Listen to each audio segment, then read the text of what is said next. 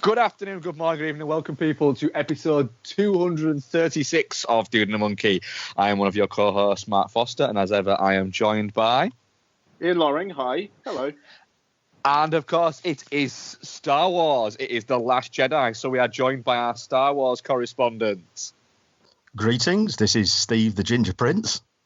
And so it's a new Star Wars movie. We get to have these every Christmas, and we'll get one in the middle of next year as well. Chats with Steve. We bring him on. No. The Han Solo's next Christmas now, isn't it? Wasn't it delayed? I thought it was. Do you know what? You're probably right on this, and I'm probably horrendously let's wrong. ask Steve. Steve's going to know. What up, Steve? My understanding is it's still May. Fucking hell, really? Yeah. Solo. Let me just double check. Solo, a Han Solo story, expected the 25th of May. I don't even have a trailer yet. What the fuck? Wow. I was honestly expecting a trailer before this film. Yeah, quite. But yeah, it's May, and Ron Howard must be shitting himself. So is there not a Star Wars film next Christmas then? Apparently not. The next one at Christmas is 2019. Episode 9, whatever that will be, entitled. I could see it getting delayed to Christmas then. I don't know why they don't just do them at Christmas now. Like it already feels like it's just the Christmas thing. There's a Star Wars film of some description. Yeah, and it's and you know what? It's nice. It's a nice thing. You can go. Do you know what? About a week before Christmas, I get to go and watch a Star Wars movie.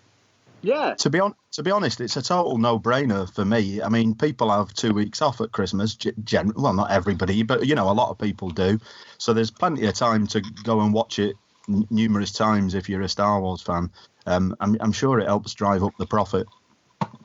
Yeah, I could see that happening. And it getting just sort of like pushed back because we want to. Ron's got some shit to do or something like that. So anyway, yes, we are going to be chatting Star Wars: The Last Jedi.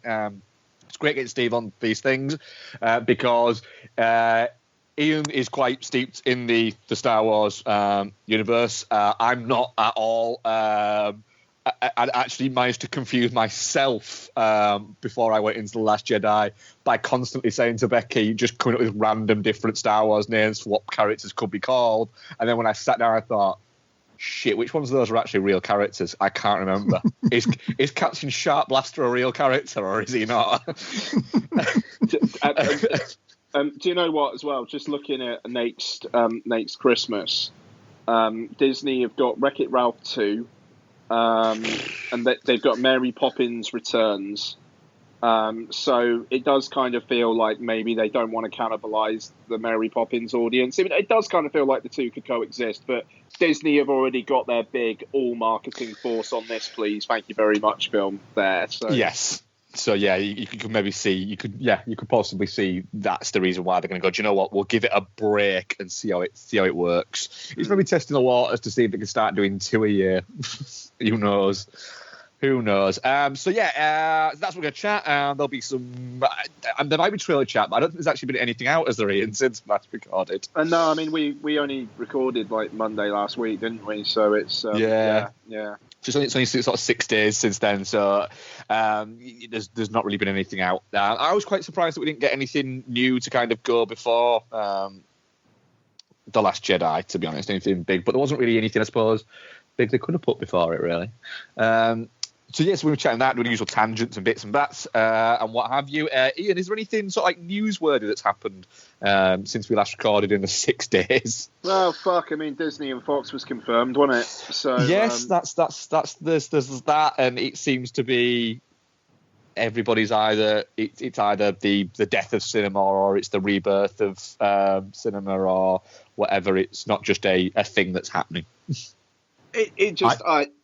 Sorry, go on, Steve.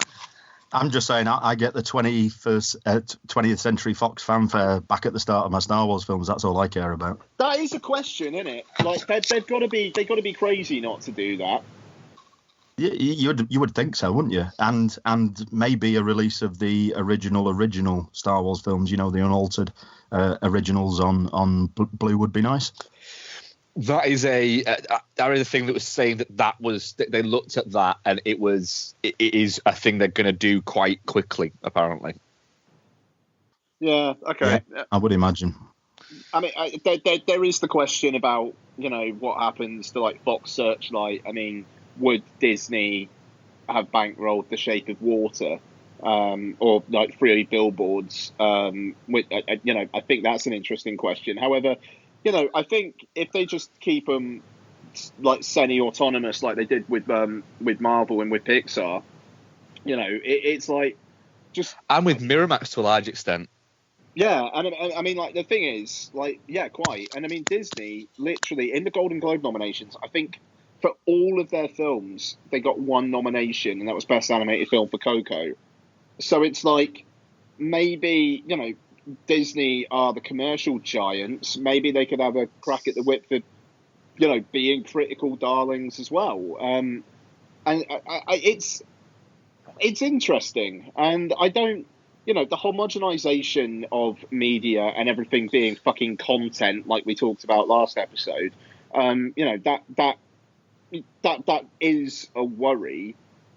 But at the same time, just everyone fucking saying it's, you know, the death of cinema and it's a terrible thing. I don't know, man. Like Rupert Murdoch having less control over certain forms of our media, I'm okay with that. I mean, they haven't sold the news stuff, but no, it's kept news. I mean, yeah. I feel quite okay about Murdoch not owning The Simpsons anymore, even though they've always been quite like biting the hand that feeds with him. They have and they haven't, but don't you think that I've always thought that with Simpsons, because that's one thing that's always been championed by Simpsons fans, and I'm a Simpsons fan up until about a decade ago, and then it lost me completely. But when you go back and look at it, it has almost kind of like, it's a little bit like Jimmy Fallon getting Trump on and waving his hair and going, "Oh, isn't he funny?" That's kind of what The Simpsons always did with Fox and Rupert Murdoch, was they poked fun, but in almost like a lovable way. It's totally fair. It's totally fair. I don't know. I mean, it's early days. No one knows what the structure is going to be like. I think people need to chill. I think Disney will relish this sort of extra arm that's not within the main sort of Disney family. I mean, like you say, they used to own Miramax, and Miramax had Dimension, and they were putting films, Hellraiser films at that time, quite happily, you know. And I think Disney will just look at this as part of another arm in their old conquering strategy to take over everything. Yeah, that's it. It's one of those things that remains to be seen what happens with it and how it works. I can see why there's people worried about it, because, you know, do we really need all of the X-Men to show up in the next wave of Avengers movies? It could be the thing that kills that arm of it, or that overfloods that arm of it, or anything like that. But also as well, it will just be, you'll know where you are in a few years' time. If Fox Searchlight, for instance, seems to be pumping out just not great stuff, or it's just fucking, it's used as like a little bit of an arm to sort of like to do the lower end Disney stuff, then it'll be that. And if it's, the thing is, Disney have kind of used almost like, they've brought in a lot of people who found sort of like Fox Searchlight and stuff like that as like a proving ground. They've then kind of picked them up and gone, well, all right, then you can go and direct Pete's Dragon, and you can go and direct fucking Jungle Book, and you can go and direct that, and you can go and direct that. And it's a little bit like, right, well, tell you what, you direct Beauty and the Beast 2 for us, and we'll let you direct this and this, but it won't be under Disney, it'll be under this. Yeah. No, maybe I'm talking complete bobbins, but it's just, it's more of a, let's wait and see before we set fire to it.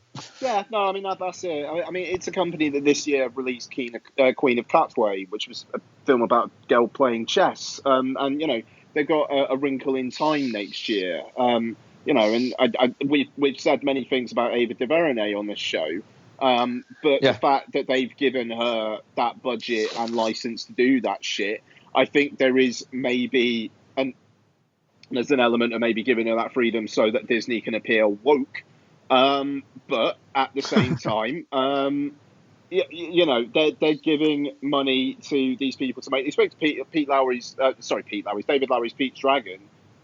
It's a really interesting, quiet, depressing, but beautiful little film. And if they can, I don't know. I mean, it doesn't seem like the end of the world to me. Let's also look at the fact is Disney now own the. I think this is right. I'm saying this. I might be. What is it? But from what I read was Disney now own the rights to all of that, don't they? They own the whole rights to everything, all the Fox catalogs. That's my understanding. Yeah, right. So Disney now, when in a couple of years' time, when they launch their own streaming service, have Lucasfilm, which contains the Star Wars movies, and I believe it also contains does it contain the Indiana Jones movies as well? No, it's Paramount. It's Paramount, sorry. So it's that, but then they've got the Marvel movies, they've got the Disney movies, and now they've got all of Fox movies as well. That's a pretty powerful bank of movies there, isn't it? When you think about it, to launch a streaming service with. That's the kind of the idea that's been going around. That is why they've done this. It's so that they can lock content off from Netflix and Amazon, which is a very, very good point. And I've got to be honest, I will pay for a streaming service that has Disney and Fox content. Straight up, And I mean, Disney Life. Sorry, Steve, go on. It's all right, mate.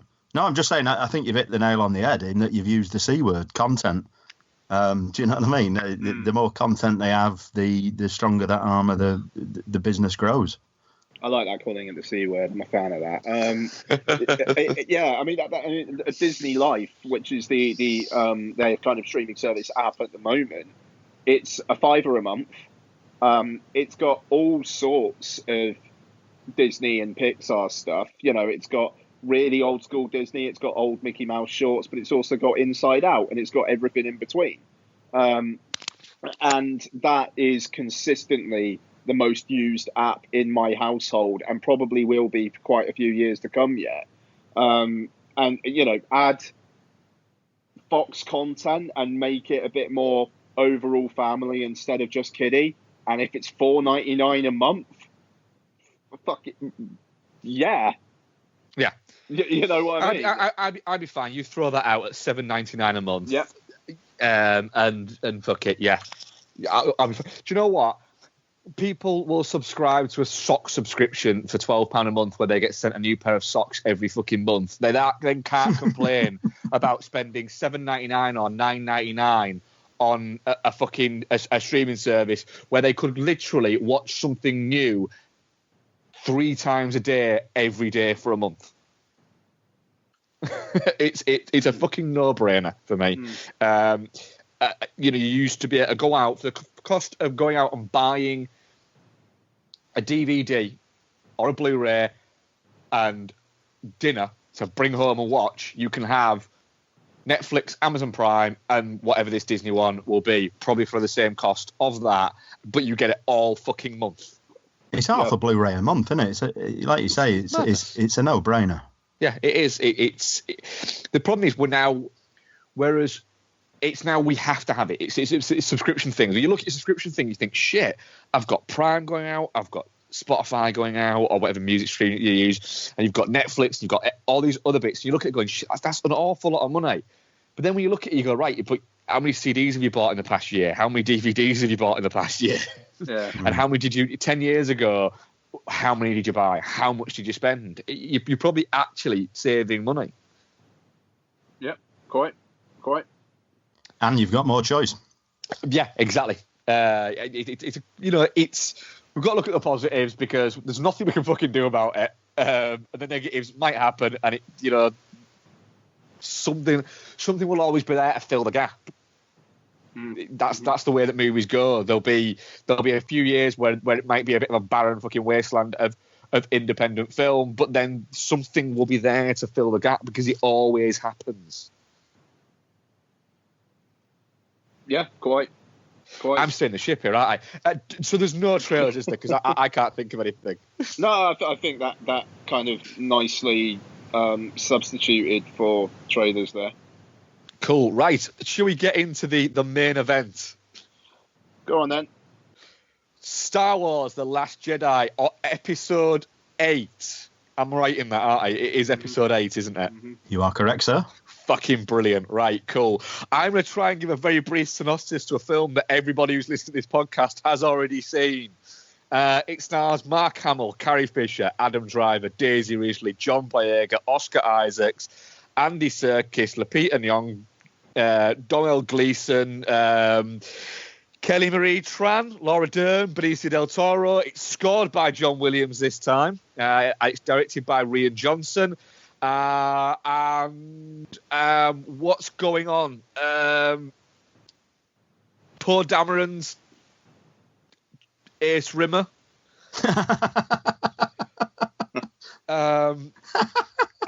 That's yeah. And then you've got. Oh God, you've ruined him. and then you've got Kylo Chemical's romance is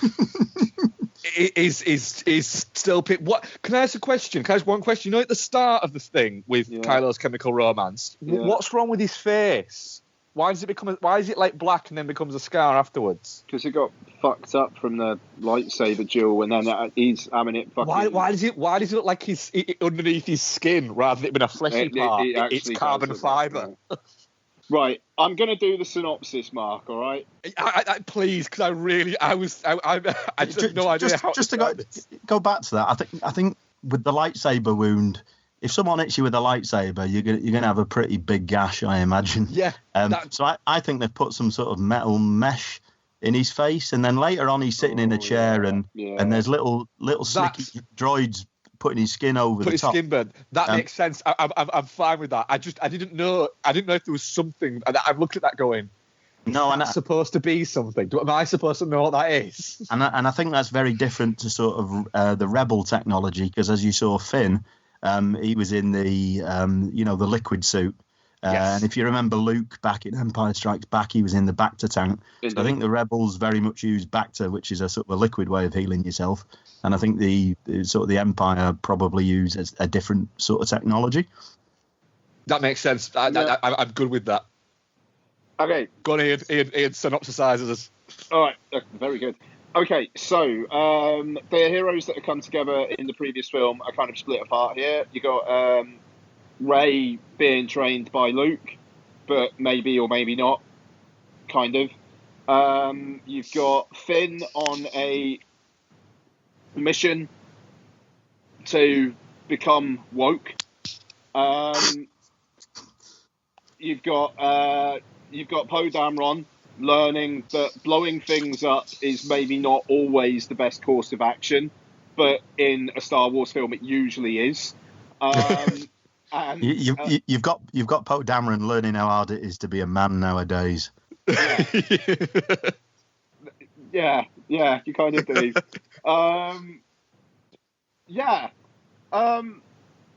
There you go. So that's Star Wars: The Last Jedi. It's a film that's very, very, very, very now, and I don't know. That's my major problem with it, to be honest. But anyway, who wants to start? Steve, you've invited me on to talk about it, so I might as well.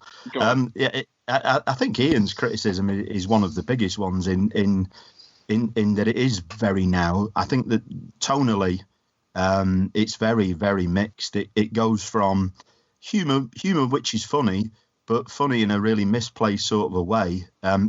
Humor that you'd sort of see on an American chat show sketch. Not humor that fits in with the Star Wars universe. Star Wars has always been quite funny. The humor's always been there, but it's not been a sort of current and taking you out of the movie as the humor is in this. And then that's mixed with some very, very dark, black stuff. And then throughout that, there's sort of lots of messages that of course, I mean, I think it's very hard to make a film in this sort of climate that we're in, sort of politically, and the modern world, without it impacting on your filmmaking. And Rian Johnson is obviously somebody who is impacted by that. But it tries to deal with all sorts of issues. Like capitalism being the real enemy. There's even a bit of a vegan argument, why kids should be going vegan in there. There's so many issues that are layered into the film as well that sort of makes it less of a Star Wars experience for me. So yeah, the tonality of it is a real problem for me. Another one is the length. This is the longest Star Wars film ever. And for me, it's half an hour too long. For me, there's a whole plot thread that just doesn't need to be there, and I'm sure both of you can tell me what that plot thread is. I think we might all end up agreeing on that one. So you could have excised that completely and made this the sort of trimmer beast that it needed to be. And then you've got issues of a director who I think has been incredibly selfish with his filmmaking. From what I understand, there isn't an overarching plan with these three films. JJ's done his bit. He's passed the baton on to Rian Johnson, and he's done his bit, but not with an end goal in sight. So JJ's going to have to sort of pick this up. So Rian has very much made the film that he wanted to make it in a very selfish way. And for me, he's lost sight of the fact that this is a sequel trilogy. As a Star Wars fan, I want a sequel trilogy that follows on from the original and the prequel, and that deals with the sort of Skywalker story. If you were going to make a trilogy that by the end of the second episode has killed off pretty much all of the major characters, and doesn't seem to have a fucking clue where it's going, from my point of view, that's a big problem if you're a long-term fan and you were looking to this to see it end the sort of 9 films as one complete whole. A lot of fans aren't looking for that, and I think the people who've really enjoyed this film, and as you can tell, I am very iffy on it, I think the people who've really enjoyed it see it as bridging to the new, and I think it very much is doing that. It's trying to make a bridge to new Star Wars in the future, and that's not what I wanted. I wanted this to successfully conclude the 9 films, and I think that's not what Johnson's aim was at all. I think he's been quite selfish, and God knows what JJ's going to do with it. That's a very good point, yeah, in terms of for where it goes now. You've gone from what Abrams did to what Rian Johnson has done here, and it seems to be Abrams has come in, and there's no getting away from it. Abrams played a safe hand, I think, with The Force Awakens. Not a problem. That's not a criticism of it. I think it's sensible to play a safe hand. It's not to have gone risky would have been a silly idea with The Force Awakens. He's played a safe pair of hands, and then going for somebody who's a little bit more or who would be considered to be more altruistic in somebody like Rian Johnson, whose films I have got on with and not got on with, is what I'll say. He has thrown out an awful lot that The Force Awakens sort of brought in, and then the person who's then going to continue it on for the last instalment of what is this trilogy, and then it moves into another one, is what I understand, or I might be way off bat again with that.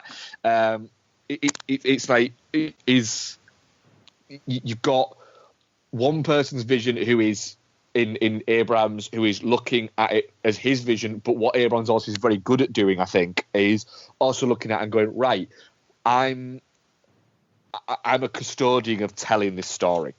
I'm here to tell the story that you want to hear, and to use the way that I tell stories to do it. Whereas Rian Johnson has gone, Mark, I'm going to tell you the Star Wars story that I want to tell, which is two very different things. And I think that what you're saying, Steve, is spot on right. It's not Rian Johnson's story to tell. It's Rian Johnson's story to show you. And it has which is why I don't get it, because he's got the next trilogy. They've given him the next trilogy. And I am totally happy with him doing this sort of stuff in the next trilogy. I want him to take the next trilogy, which has got absolutely nothing. It's been stated it's got nothing to do with the existing sort of 9 films. Then that's fine. You can do your own thing. But as a Star Wars fan, and I think this is where a lot of us are hurting after seeing this film, is that it's messing with the sort of established 9 films and potentially leading to an unsatisfactory end to that. Sorry for interrupting. No, that's not problem. No, that is it. I think there's a lot to kind of look at and go, right, well, where do I go with this? And it's kind of a little bit like Rian Johnson's left this and gone, you can clean that up, JJ. I'm going to go over here and do what really I probably should have been doing in the first place, in just making it. I can see why I liked it, because, I mean, do you want me to give my opinions on it now? Is this segue quite nicely? Go on, cool, right. I went with Becky, who's much more of a Star Wars fan than I am, and she's quite a big Star Wars fan, but is not anywhere near to level like yourself, Steve. But it's probably around about where you are, Ian, with it. And just for clarity's sake, she loved it. She thought it was fantastic. She had a great time with it. And I went into it, and I was worried by how long it was. That kind of really worried me. I do think it's got merit to it. I think it's too long. It is too long. But what I will say is I don't think I was ever bored in it. But there was bits where I was going, I wish this bit would end and it'd go back to the other bit that I'm enjoying a lot more. I think that, and we are all spoilers all the time, people, I think they killed off characters that I wanted to see more of. And they've set up characters and gone, right, these are the characters that we're going to give you to the next film, and they might even have more going on. And I'm just like, yeah, but I don't care about him, and I don't care about her, and I don't know who she is, but I don't care about her. But why can't I have that person? And why is that person in all of the promo things, but they've been in it for a total of about 8 minutes of 2 movies that clock in at 4 and a bit hours? And there was little bits of dialogue that took me out of it. There's little bits of acting that are just crap. There's not very good. Simple as. There's a whole sequence in it. I think we're all going to agree on this, that the space Monte Carlo scenes are entire little sub story. I think that's what we're all talking about, isn't it? Is not needed. That's the half hour I would excise. It's called Canto Bight, the sort of casino planet, and for me that was pretty much put in for 2 reasons. Number one, to get across some moralising messages, about sort of greed, maybe even animal cruelty, maybe about poverty. Some real messagey stuff going on there. Of course, it also introduces the kids that reappear at the end that are potentially, again, I think, linking the future rather than dealing with the present. Saying that, do you think then it's a little bit of a criticism against the Arab states? Yeah, I think it criticises so many different things. So yeah, I can definitely see that. With the fact that it's it's where all very rich people go to watch horse racing, but it's beneath it all is the local indigenous people who get treated like shit. That's Dubai. Is what they're saying there. Yeah. And the casino bits Monte Carlo. But it's other areas of the world as well, isn't it? Absolutely is. Yeah, nail it on that. But I think there's definitely that sort of animal cruelty message in there as well. And Chewie doesn't eat the pork. There's your sort of argument for vegetarianism. Yeah, the thing is with that, I'm fine with those messages coming across in a Star Wars movie, but when it's already that long and you've got that, and it did seem like it went. Right, so they got there, but it didn't even work in the end. All right, but I suppose we got Benicio del Toro, so he's gone. Brilliant. I mean, that's the thing. Sorry to butt in. That's the thing that really bothers me. That's the thing that really bothers me about that plot thread is the fact that by the end of it, it was actually pointless. For all the character work, for all the metaphors it's trying to build, what it actually means to the story of the film which, to be fair, is what we're there for. We're not there for an allegory of Dubai. It's Star Wars. If you want to do an allegory of Dubai, cool. If it could actually have stuff that matters to the narrative in a 2.5-hour film, that would be wonderful. But that's only one of the reasons they put that in. For me, the second reason they put that in is to give Finn something to do, because otherwise, what the hell does Finn do? They've introduced something. He's a popular character. The fans love him. But what else do you do with him? Because otherwise, he has nothing to do. And it really bugged me with Finn.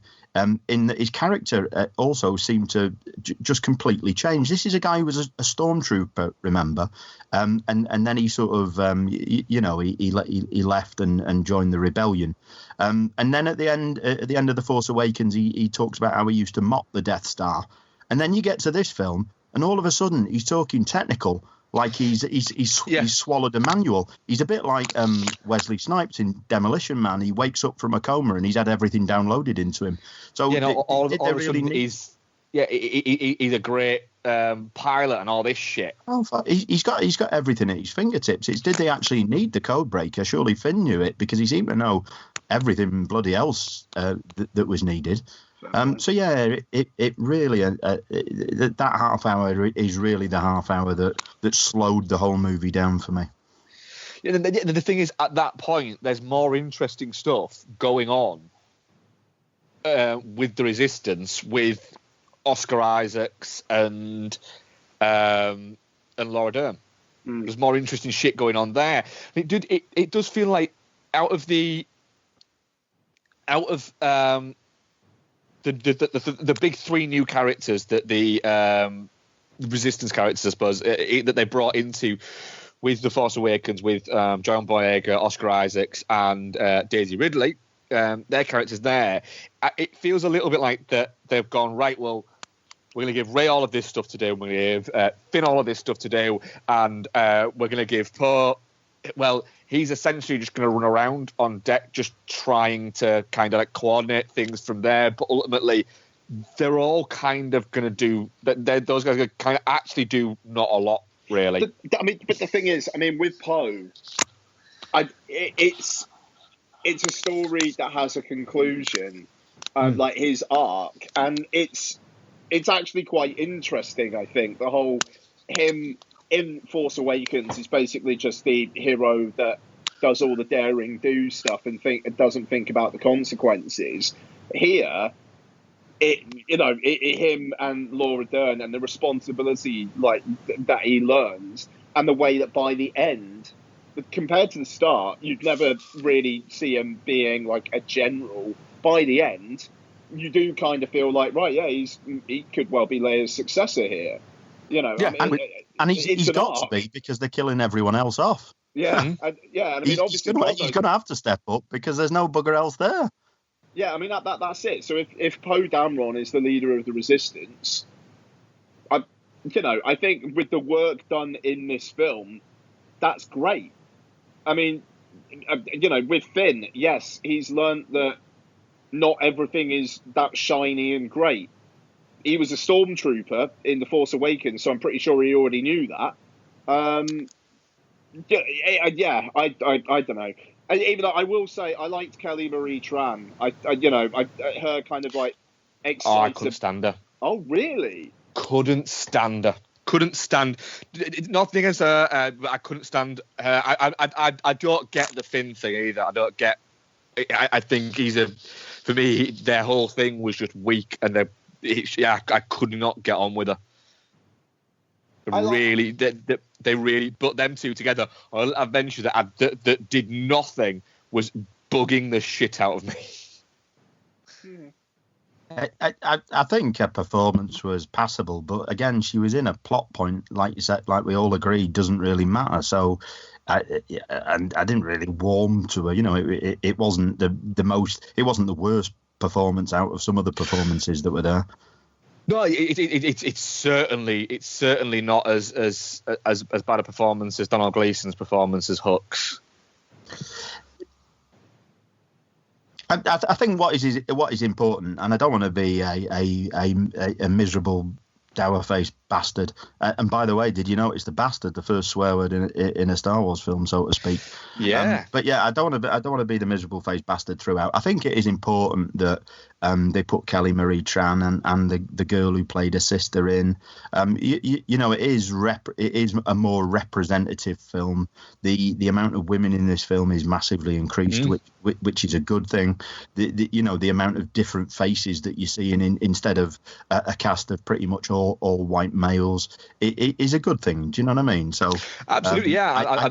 I can understand it. There are some people now who are glowing for this film because they feel represented for the first time in their sort of favourite film, their favourite pop culture franchise. You know, and that means a lot. Yeah, and I think that I'm fine with that. It's just maybe write them a better story. Yeah. I suppose more small steps, you know. Yeah, it's more. I don't think she's bad in it. I just think her character is a little irritating. Yeah. Well, I'm more worried about Finn. I mean, in the last film, I thought we were going towards Finn being gay. You know, he obviously was quite taken with Poe. But then towards the end, he sort of developed a bit of a relationship with Rey. In this, he's kissing the new girl. So he's sort of got three different people on the go here. What I think you could do with that, though, is say that is the least amount of chemistry a screen kiss has possibly ever had in cinema. I think you could look at that, and John Boyega, I don't think he moves. I think he's either playing fantastically well, either playing frightened virgin very well, or I'm not into girls quite well, very well. I think it's the former, to be fair. The thing is, I think he genuinely seems surprised by it because there's been no real sense of that really through the film. I just thought they were mates.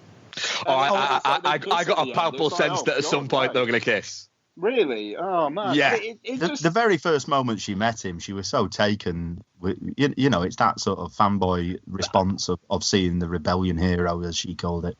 I don't know, man. It's just like, it's like a fangirl kind of thing, you know, and I don't know.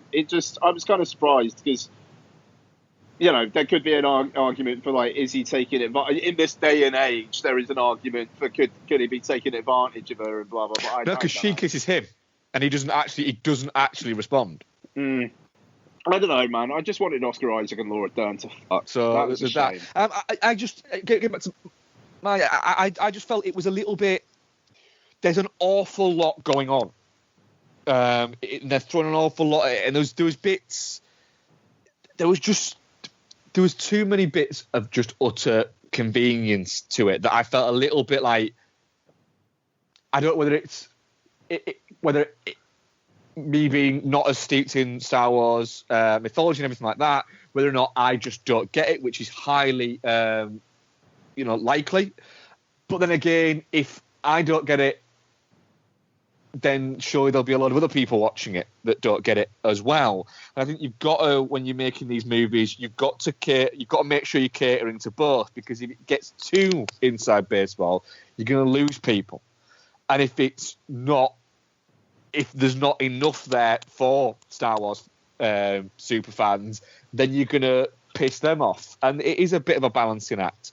But it was just like the Luke at the end bit, where he's fighting with Kylo Ren there. It was straight away, it was like, well, he's clearly just some kind of Force projection. He's clearly not there. I'm watching this and I know he's not there.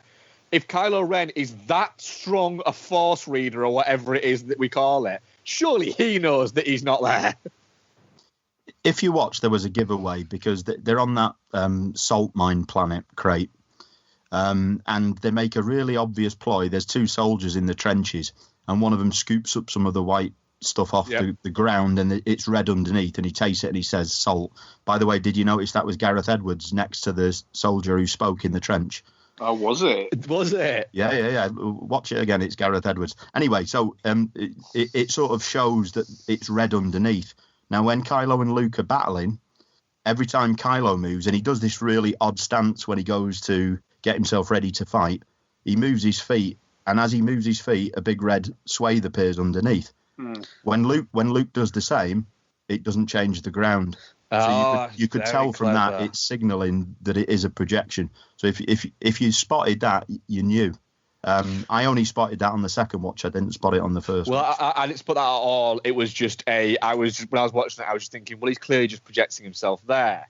I think based upon general sort of cynicism, I think is where I got to that. But yeah, there was just too many bits like that just felt a little bit not quite there for me. In a sense of, I did actually enjoy it, and there's some really nice visuals within it, and there's some great bits of story within it, and it's when it's working and when it's on song, it's a good movie. It's an enjoyable space opera. There's no getting away from it. But it's just there was a lot of bits that made me go, why are you doing that? Ian, what did you think? Yeah, I'm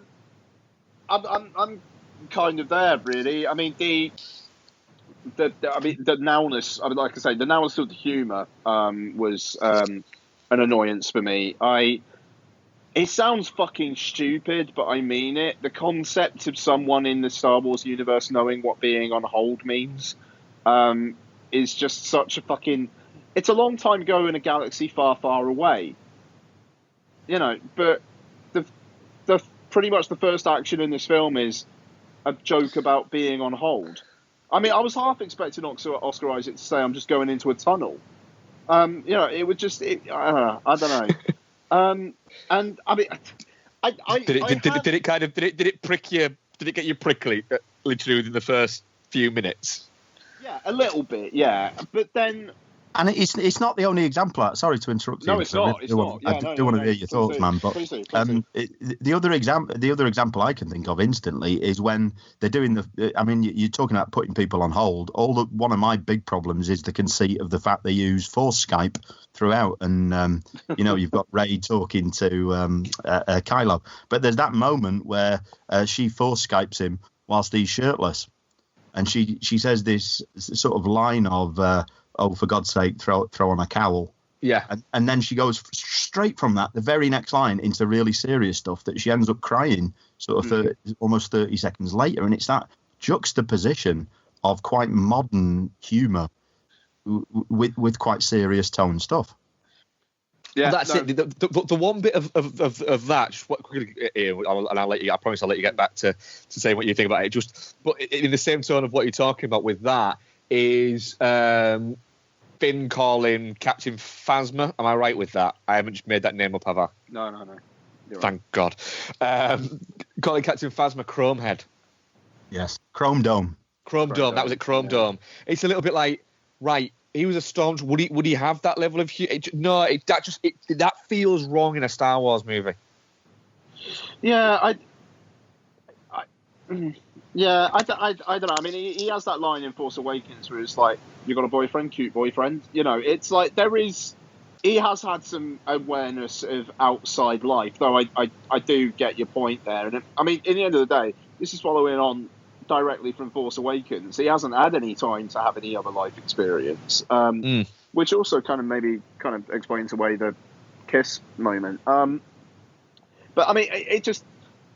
I quite liked, in a way, subversively, the trolley aspect that Rian Johnson had here. And what Steve was saying about the films not feeling really joined up, like they were just each director was doing their own thing. The fact that, you know, stuff is set up in Episode 7 that just goes, fuck it, in Episode 8. And I mean, like, the most visceral example of that, I think, is... The end of Episode 7 is this grand moment of Rey finally meeting Luke Skywalker. And we've been holding for 2 years on that moment of what is he going to do. And then it's just chuck it behind your shoulder and walk off. You're absolutely spot on, Ian. It is selfish filmmaking entirely, you know. It is. It really is, though. JJ set up all this stuff, you know, who are Rey's parents, Well, nobody. Who's Snoke? Well, we'll never find out because he's been chopped in half. Do you know? Yeah. All this stuff that JJ really, all this mystery box he opened, this really careful setup that he opened.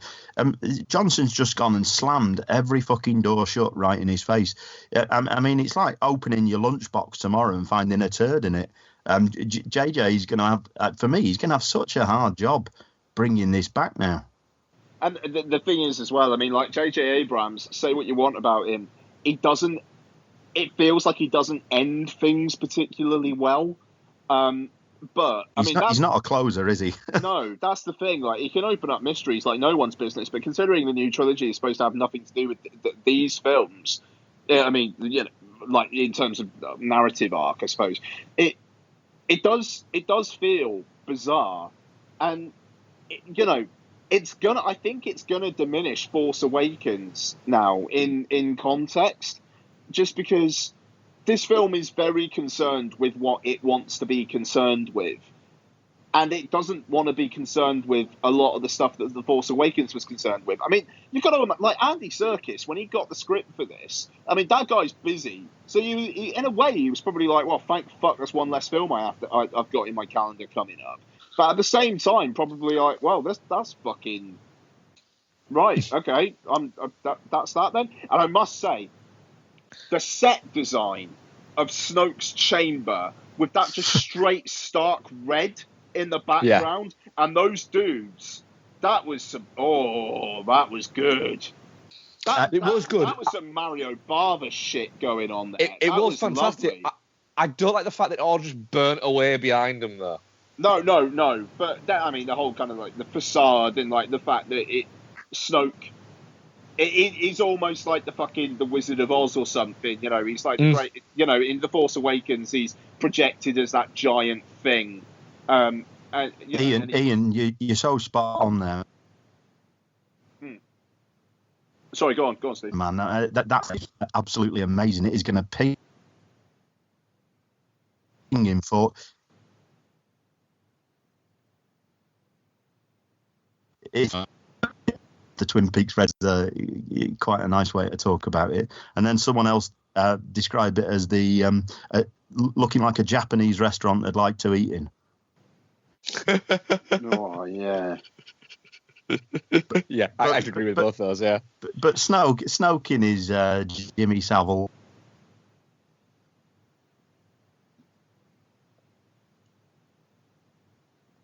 gold lame robe, and that whole. Yeah, I can agree. I can agree with that. Certainly, yeah. It was. That does kind of. It does come out of nowhere. You're not I think you're expecting it in the moment that it's happening. You know that that's what he's going to do, but going into the movie, I don't think you'd have ever expected that was going to happen. I was expecting Kylo to die. That's interesting. Yeah, I mean, I thought Rey was going to go to the dark side. I thought Kylo was going to go to the light side. Yeah, there you go. But then it's just like, what is Episode 9 actually about now? Unless it's about, you know, not individual heroes, but the Resistance as a whole. Because that kind of seems like what it seems to be gearing up with. It's like the birth of a new Jedi Order, despite the fact that this film was about how the Jedi kind of need to die because you shouldn't really be living in the past, which is a bit confusing. I would like the ninth one to literally just be Kylo Ren just doing shitty things to Hux. I think here's my thoughts. They name dropped in this film the fact that Kylo took some students with him when he destroyed the temple. Yeah, and we saw the Knights of Ren in Episode 7, Force Awakens. So Kylo needs backup because he hasn't got any peeps. Hux obviously doesn't like him. So is he going to dial up the Knights of Ren? Because surely they're not just going to include them in that one flashback scene. They look too fucking cool to waste. So maybe Kylo and the Knights of Ren form the new sort of the bad axis. The good axis, like you say, Ian, I think Poe is obviously going to be general of the new rebellion. And I think Rey will take on some new young kids, maybe from this casino planet. Obviously, did you see the guy, the little kid at the end, Force call the broom? Harry Potter, I'm calling him. Force called the broom to his hand when he flashed the ring. The John Lewis ad sequence. Yes, yeah. That's spot on. So I think Rey will be training. Did you also notice that they'd snuck the Jedi books on the Falcon? Yeah, I did see that. So even though Yoda appeared and burnt the old tree thing, the books are on the Falcon. So I think Rey will have studied, and I think she will be training up some new kids. I don't think the new film will be straight after this. I think there will be a time gap. Yeah, can I ask a question? I might have missed this in the whole fucking Finn and what's it going on thing and stuff like that. Doesn't Luke turn around to Rey and say, "I'll give you 3 lessons"? He does. Doesn't he only give her 2 though? Oh, well, fucking episode 9, he's going to come back as the Force Ghost to do the 3rd lesson in the second episode. Well, it's good, wasn't it? I didn't miss another lesson then, did I? He gave her 2 lessons, and that was it. I honestly can't remember. I didn't like that whole Luke-Rey interaction. I didn't like how they treated Luke, and I think you're spot on. I think Luke will come back as a Force Ghost. Yeah, he will. Let's talk about one of my biggest problems, because in a way it's sort of related to this. Carrie Fisher, of course, passed away, and there was a nice tribute at the end of the film. I'm still a little sad that there wasn't. Did you see it? Did it stay through the credits? There was a nice in memoriam of our princess Carrie Fisher. No, I didn't because I did one of those sort of checks to see if there was a post credits or anything like that, and it said there wasn't. If I'd known it was, if I'd known, it didn't even say it was in memoriam. If I'd known that was there, I would have stayed for that. It was just part of the credits. It wasn't anything special, but they gave her a whole slide, and I'm still a bit bitter. Kenny Baker died last year, and they seem to have forgotten that, and they don't treat Kenny Baker the same way. All right, we didn't see him on screen, but that guy was a really important part of Star Wars to a lot of fans. And anyway, I'm sort of getting off point. Let's talk Carrie. Carrie obviously passed away, and yet she's the one main character, bar Chewie, and of course Chewie is not even played by the same actor anymore. She's the one main character who's made it right through to the end, knowing that they can't bring her into Episode 9. Now, for me, that is mind-bogglingly stupid. Well, surely Hamill, who's a decent actor, I think, anyway, surely you carry him over into Episode 9 and you kill Leia off. Yeah. Well, can I put my across what I think on that? I quite like the fact, because it would have been quite easy for them to have left her on the or something, or killed her off within this. I like the fact that they didn't, to be honest. That this movie, she ends this movie still there. That it wasn't her. It would have felt a little bit, I think, almost disrespectful if they killed her off in this. It'd be nice if the Episode 9 just starts out with Leia's funeral or something like that. Is that how you do it then, or are you just going to do it in the opening crawl, or have they filmed some scenes already that they've got? Apparently, it was a 3-hour film originally, so there's probably half an hour on the cutting room floor, and some of that might involve Leia. I just do it as if I was doing it, which obviously I'm not, because they asked JJ instead. I would literally just start out the next film either with that. I wouldn't do it in the crawl. I'd do it there, so you've got a little bit of that, and a little bit of almost like the fans' moment of being able to say goodbye to the character and Carrie Fisher at the same time. Within that, I think that would be enough of a respectful way to do it, but also as well without killing her off in some fucking she died in a ship or anything like that. She could just go natural causes, because I'm sure there are people in the Star Wars universe that just die of natural causes, that just get old and die, that aren't killed by their fucking son or their master or blown up in the most ridiculously designed bombers of all times. Let's have a big thing protruding down from the bottom that if you shoot it, the whole fucking thing blows up. Hey, well, hang on. Let's have a bomber that drops bombs and they fall downwards with the aid of gravity. And, of course, there's no gravity in space. Oh, God. Oh, God. So that's not even that's not the least Holy of your worries. shit! I didn't even think of that. Yeah, That's a really good point. Those bombs wouldn't fall down. Sorry, that's the science teacher in me coming out. No, you're right, I know I'm right. Totally. Anyway, Are they a new thing? They're not in Star Wars. No, that's a new ship. We've not seen that. Right. Totally Because new, yeah. can we just talk about, just very indulge me for a second, right? Please. They're a terrible design. They're a terrible design. Because it literally is, they were going, where all the bombs are just in that bit, just shoot those bits. And they're going, yeah, that's what we're doing. This is easy. There's a lot of people die in this movie. Yeah. An awful lot of people die in this movie. And then they're just like nobody gives a shit. No, it's carnage. They kill so many people off. It's untrue. Yeah, they're all cheering, and Poe gets back on. Is like, look at that, we did it, we blew that up, and it's a bit like, a lot of people died there, Poe. I didn't die. But that's this whole. But how is he supposed to be dashing after that? Well, he's not, is he? But then by the end of the film, you do want to fuck him again. So, it works. Exactly. It's that kind of thing. It's a little bit like, this movie at too many points is wanting to have its cake and eat it at the same time. We're dancing around my two major problems with the film. So if you'll indulge me, I know I've talked a lot. We were happy to indulge you.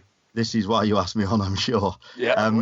I have two main problems with the film, and in a way, they're both connected with what we've just been talking about. In Return of the Jedi, there's a point in the space battle at the end where the rebels take down a massive Star Destroyer. And Admiral Akbar, who's the commander of the ship, and if you don't know me, if you know anything about me, it's my Twitter avatar. It's my main focus of collecting. Admiral Akbar is my boy. He is my favourite character in the whole films. And when that Star Destroyer goes down and impacts on the Death Star, Akbar looks away with the most sort of rueful sadness. He's not laughing it up like Poe is. He's understanding the true trauma of war. And what they choose to do in this film, sorry, Mark, what they choose to do in this film is they choose to kill off Admiral Akbar off screen. Yeah. I did think for me, this was the biggest kick in the fucking teeth. Go on, Mark. Sorry. When that happened and they said we've lost, literally it's a line of dialogue. I did think, I thought that one, I thought, hang on a minute. That's a fairly big character killed off screen. He's not a main character, but he's a fairly big character. He's not a big character, but he's a fan favourite. Yeah, he's a big deal to fans. So is my thing. Why the hell did they have this Laura Dern and Admiral Holdo? They could and should have given that role to Akbar. Had Akbar been the man who Poe had to challenge, had Akbar been the guy who stayed behind on the ship and did the light speed trick through Snoke's destroyer, that would have been a fitting end to Akbar for me. Yeah. And the fact that they created this Holdo character that really, for me, didn't. I know she had a bit of interaction with Poe, a bit of tension with Leia, but for me, that was Akbar's role. I'm sure that would have worked better with Akbar in that role, and that's one of my two big hang-ups with the film. Actually, that's a really good point. Because they could have, because the thing is, I quite liked Laura Dern's character. I thought she came in very well. I thought, if she's going to be the one that takes over from Princess Leia as being the matriarch of the whole thing, that's a really good. Oh no, wait, she's going to fly at that and die. All right, and they could quite easily have had both on there, and pose this reckless. Yeah. Poe's this reckless hothead, and Akbar's this almost a pacifist. If you read these sort of stories around him, and he's not reckless at all. He's considered, and this idea of Akbar having sort of Holdo having tactics that she wasn't prepared to share with Poe, and him doing this selfless act at the end just would have been a fitting tribute to the character. And why bring in a whole new character that you're just going to kill off within half an hour when there's an existing character that you've killed with a line that could have fit the bill perfectly well? That's a very, very good point. Yeah. Anyway, on to my second big beef, and to be honest, this is way bigger than the Akbar one. When I came out, when I was in the film and when I came out of the film, this is the one thing for me that isn't Star Wars at all, and it's the one thing that will constantly spoil any second viewing. I did enjoy the film. I give it 7 out of 10. It's a nice film, but this is the one bit that spoiled me, and I'm surprised neither of you have mentioned it so far, which is when they fire on the rebel ship and Leia's blown out into space, and then she magically resurrects herself, and then flies back into the spacecraft, and then no one says a fucking word about it. No one mentions it. There's no issue of surprise like she does this every other weekend. But for me, it just took. It's so not Star Wars. It's the least Star Wars moment in any Star Wars film there's ever been. With that, I did think, hang on a minute, how can she can fly and essentially avoid certain death? But when there's stuff like that is that stupid, I just assume that it's something that I don't know about in the in-between stories. Lord, no. I mean, they've ditched all the sort of novels. There aren't that many novels out there. Do you know what I mean? When they decided they were making new films, they ditched a lot of the old sort of expanded universe, and started to create new. So all we've got is that Leia is force sensitive. Obviously, they reference that in the OT. And she does have moments where she can talk to Luke, not across the fucking galaxy like they can do in this. I mean, she talks to Luke when he's in a spaceship that's fairly nearby, but not at all do they reference the fact that Jedi's can. Hello? Oh, sorry, my phone did something weird. Yeah, that was weird. I thought you were trolling me like Poe troll ducks. No, sorry. There's no reference of Jedi being able to bring themselves back to life and then fly. And again, it's even worse than that is the response. No one blinks an eyelid. It's not referenced again.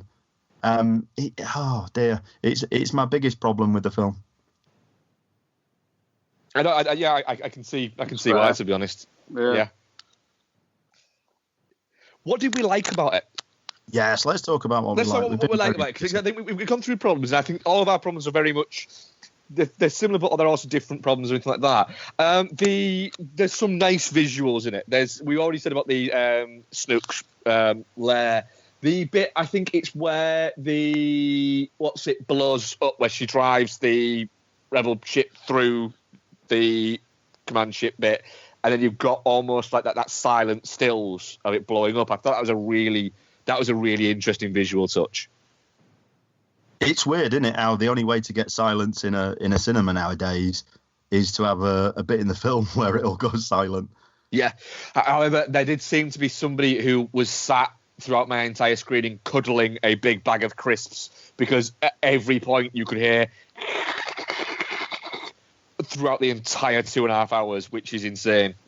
You sounded like Benicio del Toro stuttering then. Yeah, that was a weird. Well, it's not a Benicio del Toro thing unless he's got a weird voice, is it? Yeah, he has to have some sort of tick, doesn't he? Yeah. No, but you're right. That was a nice scene. There was lots to enjoy there. There were lots of moments to enjoy there. I liked seeing Aid Edmondson. Honestly, he performed his role well as Captain PV. He brought a smile to my face. I love the Snoke death, as I've just described. I love the reappearance of Yoda, and it's a puppet Yoda, and he's mischievous like he is in The Empire Strikes Back. He's taking the piss. He's prodding Luke with his cane. I really, really like the Yoda appearance. That was one of the big highlights for me. And I think the Porgs do well. I think they're not overused. The Porgs are fucking amazing. Yeah, they bring some nice humour. What is it? Those little things. Those toys. Space puffins. Brilliant. Yeah. Don't you dare, Mark. They're brilliant. They're toys. That's it. They're toys. That bit where it's looking up at Chewbacca and then seems to actually increase the size of its eyes to make itself cuter. My word. I'm telling you now. That's converted loads of people to vegetarianism. You've got to remember, Ian. I don't believe in cuteness at all. So. I love the Porgs. Yeah, they're just dashboard toys. Let's be honest. I love the Porsche. Fucking Disney. But no, there's lots of nice moments in the film. There's lots of nice visuals, like they say. And I'm not against Johnson being part of the Star Wars universe. I think his own trilogy will probably be something that I can get down with. I just think it wasn't the right time to introduce him in this. I think it needed a safer pair of hands, you know. Ian, what was your thoughts? What did you get on with about it? What did you like about it? Yeah, well, I mean, I thought the action was well done. I enjoyed quite a bit of Luke and Ray. Fuck. Did you have any problems with Daisy Ridley? I find her kind of unlikable. I agree with that. Is that the character or is that Daisy Ridley? The actress, I thought she did really well in The Force Awakens. I was very, very taken with her. And I watched The Murder on the Orient Express, and I think she did a good job there as well. But in this film, I thought her acting was poor. Yeah, I'm glad you said that, because I didn't want to be the person who said it. She delivered lines really flatly. She didn't display emotion in the same way that she did in the first film. And I don't know, I mean, like, her character just has this weird kind I'm way through the film, where it's like, right, I'm with the Resistance, you're going to come with me because I'm with the Resistance. And then Luke's like, well, no, you're going to come with me because I'm with the Resistance. No. You're going to come with me because I'm with the Resistance. All right, then, you can have some training. And then, shit, you got a lot of power. Nah, fuck that noise. No. I don't know. She just seemed to, the character seemed to just assume that people were going to do things because she was with the Resistance and she's got force powers. And then by the end, she seems to be the next great Jedi, and I'm not entirely sure why. I don't know if that Kylo Ren basically tells her, look, your parents were nothing. They were just fucking drunks. which is nice. And the fact that she goes, well, yeah. It's like, yeah, well, you fucking knew that. Try to pretend you're something you are. No, but I mean, that whole arc of, like, not actually being from anything and your power coming from inside you is, you know, I think it is a nice little message. She doesn't really perform it all that well, though. But is that reactionary to everybody after it saying, "Oh, fuck it, is she going to be another Skywalker though?"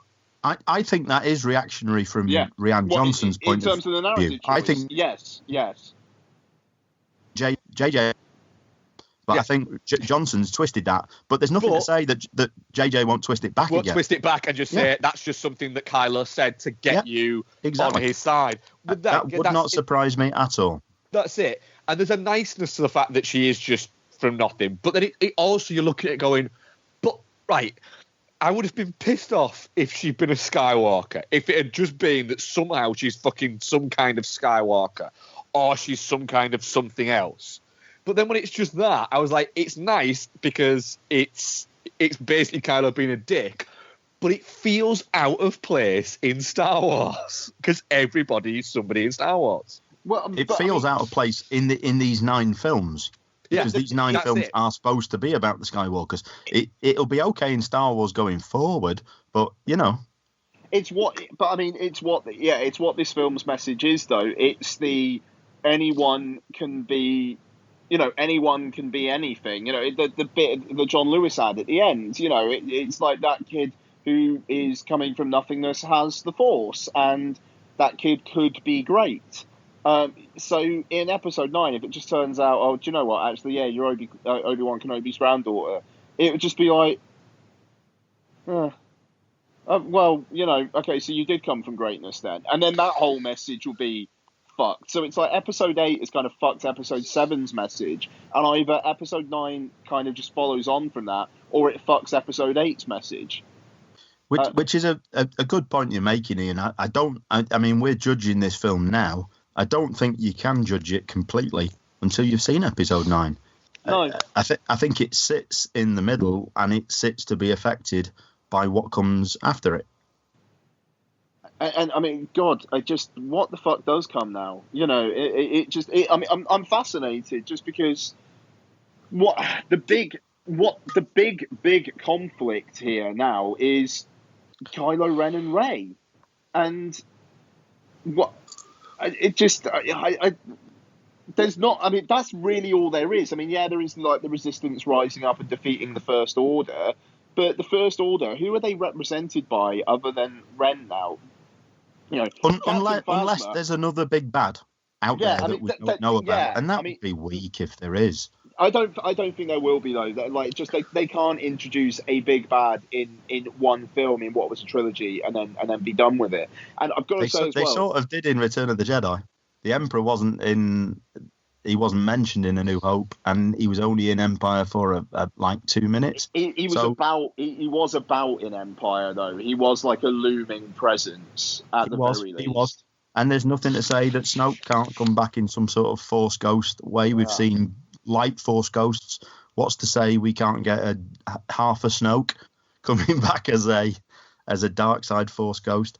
No, quite. But I mean, so okay, maybe that. But other than that, I mean, Phasma's gone, and fucking right, Gwendolyn Christie. It just, I kind of feel bad for her. Even though she probably loves the attention, I'm assuming, but she's on all these press junkets and she's on Graham Norton and she's all over the fucking place publicising this film like she was with The Force Awakens. And, you know, after The Force Awakens, they're saying like, oh, you know, Phasma will be back and she'll have a bigger role, blah, blah, blah. She probably had less screen time in this than she did in The Force Awakens. She's probably spent more time doing interviews about this movie than she spent actually on screen. In fact, no, I guarantee it that she has. And it literally is so that they can point at her and go, look, Game of Thrones is in this. I'm not sure she's dead. I don't think she's dead at all. Her armor's bulletproof, so what's to say? Why can't it be space-proof? Well, or fireproof or what? You know. Fuck, nah, man, she's dead. Come on. I'm not certain. I'm not certain, but that didn't seem like a death scene to me. It just seemed like, I hope in the next one she gets even less screen time. I hope a door opens and Finn just goes, but nowhere, and then just closes it and walks up, and that's all we see of her. But she's a top name on every fucking poster. I get the sense that, again, it's Rian Johnson going like, I'm not really into this character. You named her after what? Phantasm? Fucking whatever. Like, right, okay, she's contractually, right, I've got to have her in this, do I? Right, okay, what can I do? She's going to fight with Finn? Gives Finn something to do? Yeah? Alright, cool. How long does she have to be in it for? Right, 3 minutes. Okay. Yeah, alright, yeah, I can make that work. Can I... Right, I'm still going to be able to keep in my metaphor for Dubai, though, aren't I? Yeah? Yeah? Okay, all right, sweet. Yeah, all right, then fine. That's how I imagine Rian Johnson had fucking negotiated this. I like The Last Jedi less for talking about it. This film now actively annoys me. Well done, everybody. Sorry. Sorry. I've not. It's not a secret that I have problems with it, and I don't want to come across. I really don't want to give the impression that I didn't enjoy my time, because any Star Wars film is a win for me. I love being in the universe, but for me, it is right down the list. If I had to rank all Star Wars films now, for me, only Attack of the Clones is worse than this. It is prequel level. It's not definitely nowhere near the OT. It's nowhere near as good as The Force Awakens. It's prequel level quality. It has so many different issues, and maybe over time I'll warm to it. And like I say, with 9, I might judge it differently. But I felt it's been a tough couple of days. I'm sure you've all been aware of the sort of social media sort of arguments this has sparked. It's the sort of stuff that makes you want to quit social media. I fucking muted The Last Jedi. I muted did you? it. Oh, you see, I'll take anyone on. No. I tend to just not get involved in shit now and just kind of scroll through. If I want to get involved in shit, I'll just go blah, blah, blah, and then I'll fuck off. At the moment, I'm trolling the shit out of some guy on Facebook at the moment because he posted a picture about 3 weeks ago of Beyonce saying, this picture of Beyonce is everything. And I keep commenting on it saying, it's not though, is it really? And then he keeps on either responding and I keep going, yeah, but it's not though, is it really? And then he keeps deleting my comments. So every sort of like day or so, I'll go back up the same picture and just put, but it's not though, is it really? To the point of where I find it really amusing and he's getting really, really angry with me about it. And I've said nothing else but, it's not though, is it really? Yeah, I've had an altercation with someone this weekend, and the outcome of which is he's decided to take a Twitter break because he's wrong and he's embarrassed about it. But you don't want to get involved in these sorts of things. But like I say, I'm going to stand up for my opinion. No one can level at me that I'm not a Star Wars fan. You know, I can recount. I'll tell you the ways over many hours of how I'm a Star Wars fan, and just because I have problems with this and I have real issues with this film doesn't mean that I deserve to be sort of shouted down. I tell you what, I'm after sort of other opinions. I mean, as much as I rate your two, and I know you've got sort of immediate family. Did any of your immediate family go to see this? No, apart from Bex. Apart from Bex, not that I've spoken to yet. A guy from my work went to see it, he's seen The Force Awakens and the original trilogy, but he's never seen the prequels. And he enjoyed it, is what he said. He said, I really enjoyed it. I thought it was a lot of fun. Did your daughter see it, Mark? She's not seen it yet. No, I think she's going with her friends this week. That'll be interesting. I have I don't have kids myself, but I have a niece who's probably 14, 15, and a nephew sort of 12. And the nephew's 12 absolutely loved it. He was so taken with it. Apparently, it was untrue. And we're going to take the pair of them on New Year's Day to see it again. But the sort of 14, 15-year-old girl didn't like the humour and the mixed tone of the film. Good so on.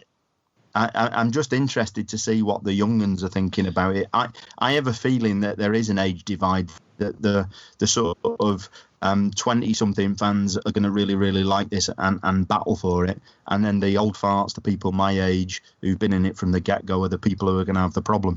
Yeah, and I can completely see that. And that actually fits quite well into what Ian was saying, in the sense that the jokes and the politics and everything like that feels very now. So that there is that. Are we at the point of wrapping for Last Jedi? It feels like we are. So Ian, where are you on it? Where are you on an average? Yeah, I mean, I don't think it's shit. I don't think I can call it shit. It's I like the performances. I like the action. I thought it looked good. The high moments are very, very high.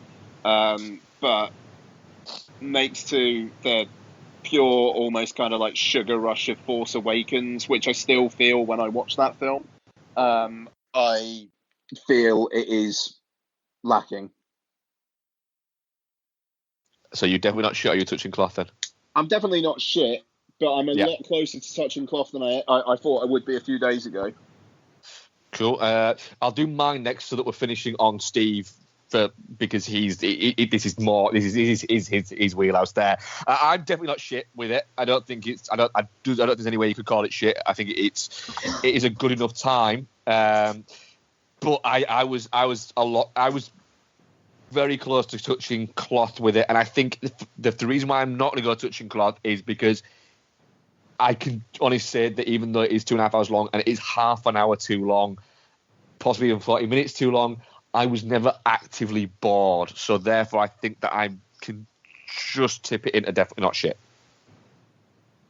Steve? Before I give my rating, sorry, I'm going to be this guy.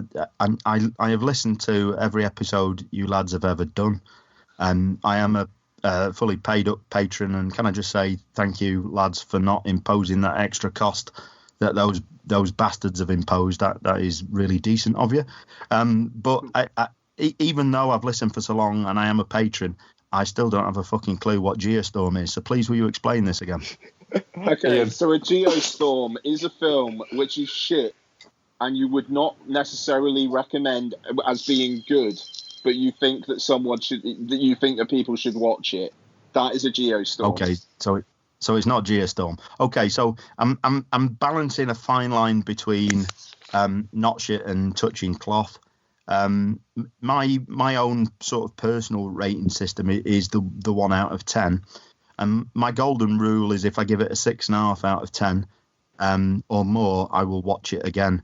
If it's less than a 6.5 out of 10, that's not a film that I will waste my time watching again. And I gave this a 7 out of 10. So if it's something I'm saying I will watch again, and of course I've watched it twice already, and I've already got a third viewing booked in on New Year's Day, then I'm going to say it's definitely not shit. There's enough about it as a film to make it a worthwhile experience for people to get out there and watch. But it is problematic, especially if you sort of bring anything to the film. And just to give some context, I saw The Force Awakens 5 times at cinema. I don't think I'm going to see this again until New Year's Day. And I'm only going to see it on New Year's Day because I'm taking the niece and nephew. Otherwise, I'll wait for my 4K Blu-ray. Very good. Ian, what have you been watching this week? Have you watched anything since we last spoke? You don't have anything? I said, have you? I've only got a couple.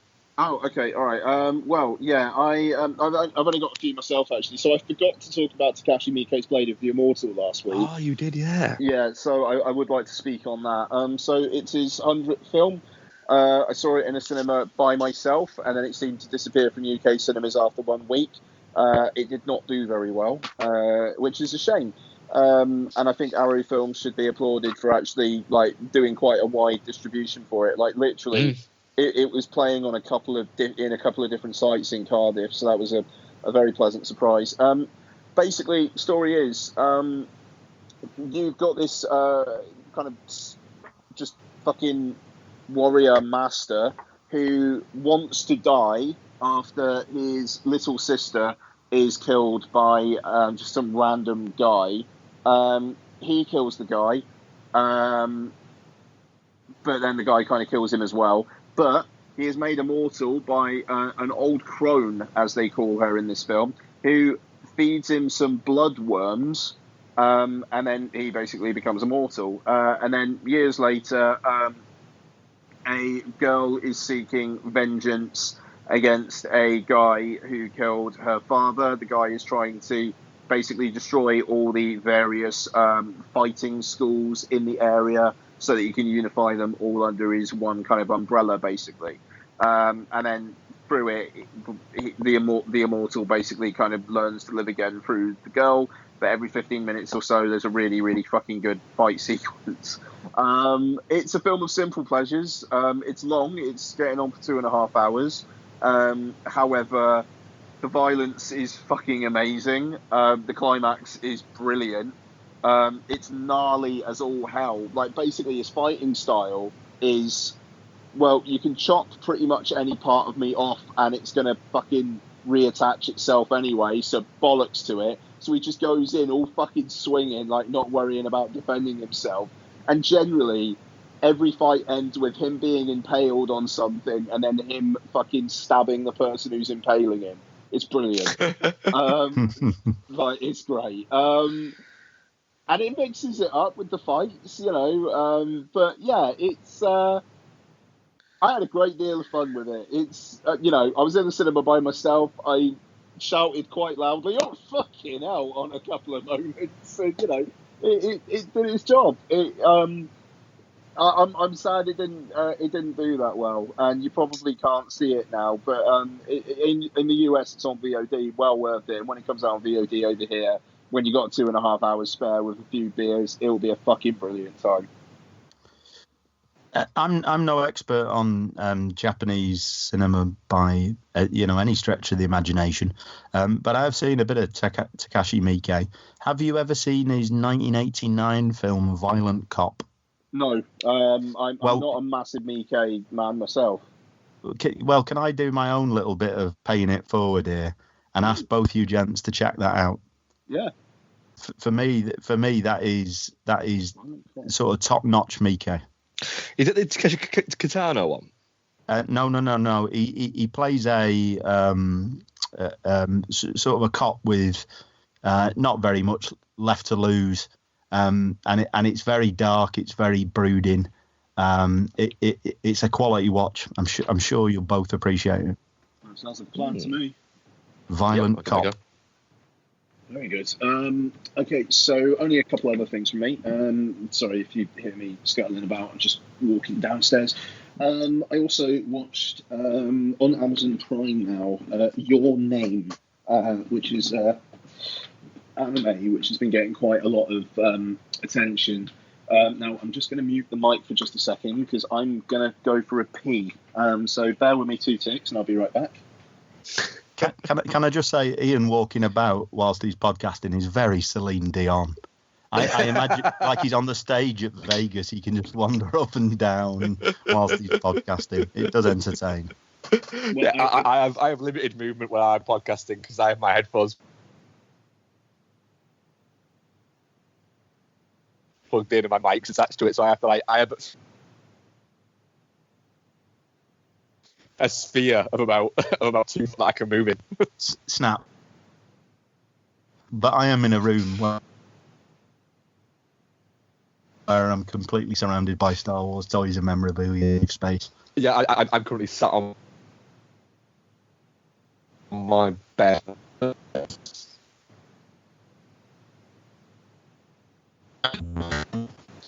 No, hopefully his floor is there. So, does your young'un have plans to go and see? Yeah, I think she's going this week with a friend when they finish school on the 22nd. Yeah, so do we. Yeah, Can't moan. She's back really early. Oh, I'm back on the 8th, 9th, something like that. Lord, they're working them out there, aren't they? Yeah, and I know the the college in York as well. They finish on Friday, 22nd, and they're back on the 3rd as well. Got the 3rd week in January off. Right. Okay. Well, that sort of makes up for it a little bit, doesn't it? Yeah. But no, it is late. It's as late as I've ever worked up till Christmas. But yeah, that's like the fucking. I couldn't believe that. I thought for sure it was going to be this week and next week that schools would have off, and then they'd be back in on Tuesday the 3rd.